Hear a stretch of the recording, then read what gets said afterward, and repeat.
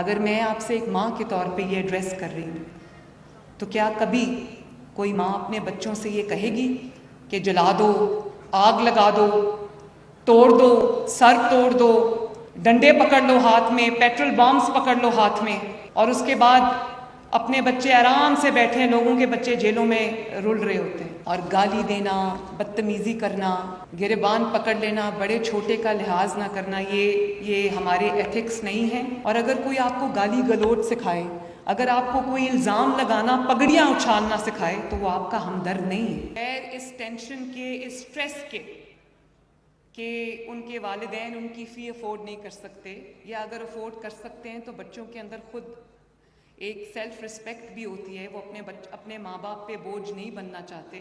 तो मुझे बहुत खुशी है कि आप इस स्ट्रेस के बगैर, इस टेंशन के बगैर, इस फिक्र के बगैर, इस परेशानी के बगैर कि आपकी फ़ीस कौन देगा, आप सिर्फ़ और सिर्फ अपनी पढ़ाई पर तवज्जो जो है वो फोकस कर सकते हैं। मुझे बहुत खुशी है बच्चों इस बात की।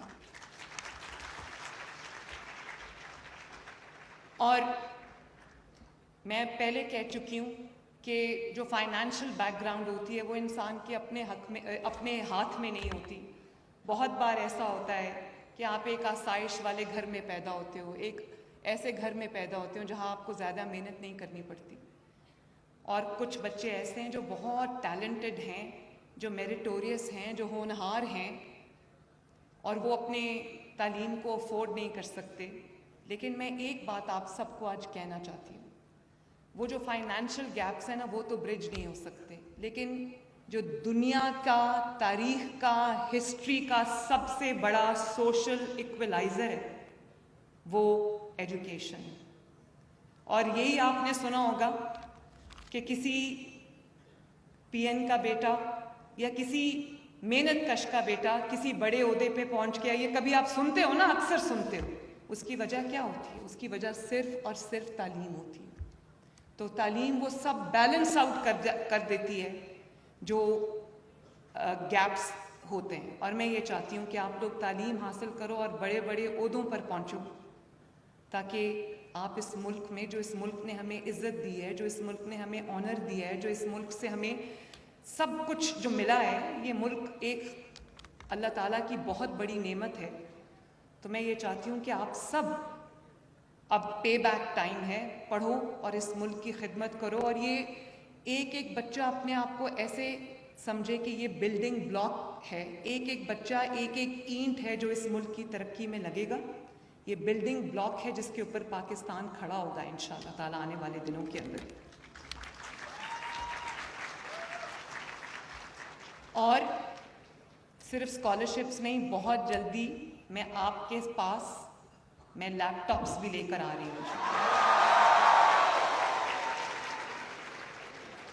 ताकि वो सारी एड्स जो आपको अपनी तालीम के लिए चाहिए, जिनकी आपको ज़रूरत है अपनी असाइनमेंट्स कंप्लीट करने के लिए, अपनी तैयारी के लिए, अपने पढ़ाई के लिए, वो भी आपको जो है वो आप पे बोझ ना बने, वो आपको हम खुद दें, ताकि आप अपनी हर चीज़ की फ़िक्र से आज़ाद होकर आप सिर्फ़ और सिर्फ अपनी तालीम पे फोकस करो और अपने माँ बाप को की खिदमत में, उनको खुश करने में सर्फ करो, अपने मुल्क के लिए जो है वो सर्फ करो।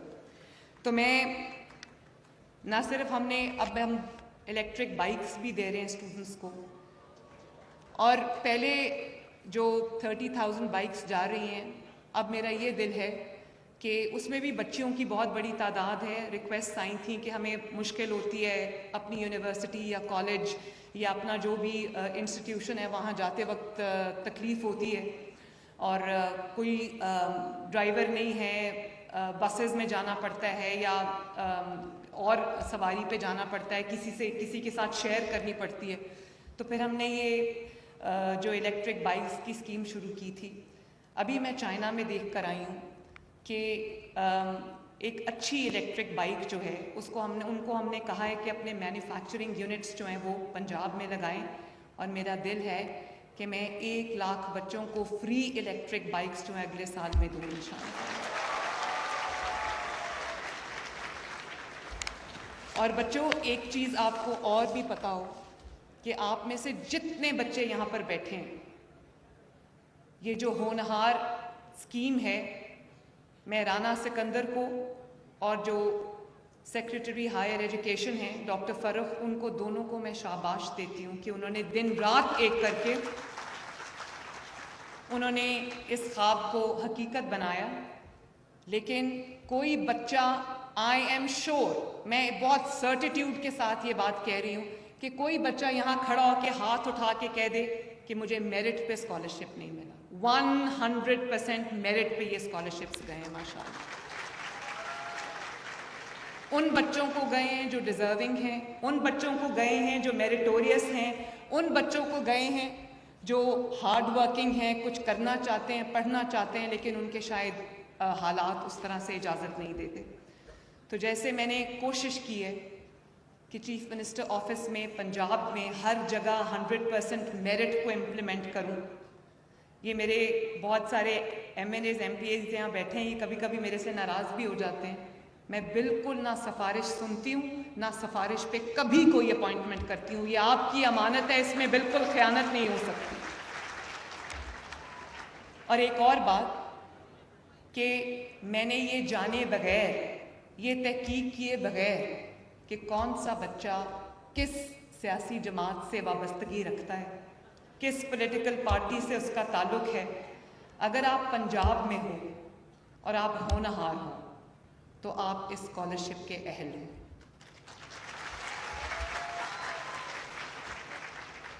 मैं अभी जब चाइना गई तो वहाँ हम एक स्कूल में गए। मैंने खुद उनको रिक्वेस्ट की कि मैंने स्कूल देखना है उनका। आप यकीन करो, छोटे छोटे बच्चे, क्लास 5, क्लास 6 के बच्चे जो है वो रोबोटिक्स पढ़ रहे थे, वो आर्टिफिशियल इंटेलिजेंस पढ़ रहे थे, वो साइबर सिक्योरिटी पढ़ रहे थे, वो मशीन लर्निंग पढ़ रहे थे। और मैं तो उनका जो लेवल है वो देख के हैरान रहेगी कि जो बच्चों को बचपन से ये चीज़ें सिखाई जाएंगी, पढ़ाई जाएंगी, तो वो बच्चे बड़े होकर क्या चीज़ बनेंगे, मैं उसका अंदाज़ा भी नहीं कर सकती। तो मैं ये तहैया करके आई थी चाइना से कि जितनी भी दुनिया में इस वक्त ग्लोबल ट्रेंड्स हैं, जो भी डिसिप्लिन्स हैं जहाँ लोग पढ़ के जिनको